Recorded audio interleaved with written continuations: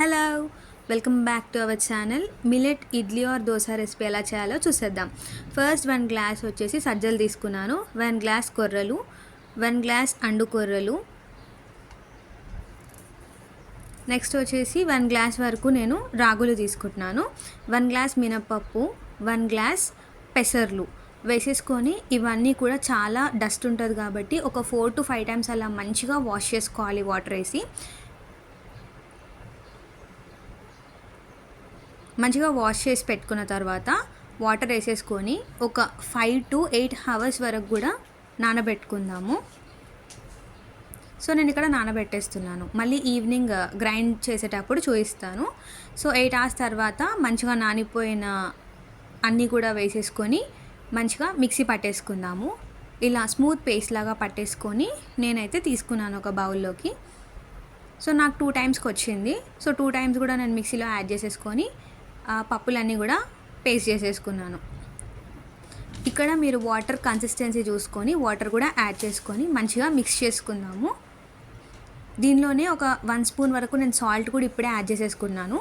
Salt add చేసి మంచిగా mix చేసి మూత పెట్టి సైడ్కి పెట్టేద్దాము. సో పొద్దున్నలే చూసేసరికి ఇలా మంచిగా పులిసిపోయి ఉంటుందన్నమాట. దీన్ని ఇప్పుడు మనము ఇడ్లీ ట్రేలో పెట్టేసుకుందాము. ఇలా ఒకసారి ట్రై చేసి చూడండి, చాలా సాఫ్ట్గా వస్తుంది. సో ఆ ఇడ్లీ పాత్రలో నేను వాటర్ వేసేసుకొని ఇడ్లీ ప్లేట్స్కి కొంచెం ఆయిల్ రాసుకొని మనం ప్రిపేర్ చేసుకున్న పిండి అంతా కూడా నేను ఈవెన్గా ప్లేట్స్ అన్నిటిలో పెట్టేసి కుక్కర్ స్టవ్ మీద పెట్టేసుకుందాము. 20 minutes తర్వాత చాలా సాఫ్ట్ ఇడ్లీ అయితే రెడీ అయిపోయింది. మీరు చూడొచ్చు ఇక్కడ. సో పల్లీ చట్నీ కూడా చూసేయండి.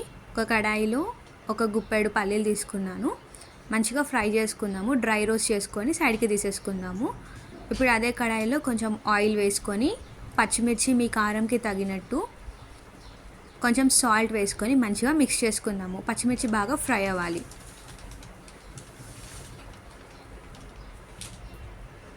దీనిలోనే కొంచెం జీలకర్ర ఒక 1/2 స్పూన్ వరకు వేసుకొని రెండు మంచిగా కుక్ అయిన తర్వాత మిక్సీ జార్లోకి పల్లీలు ఇందాక తీసుకున్నాం కదా, అవి పొట్టు తీసేసుకుందాము.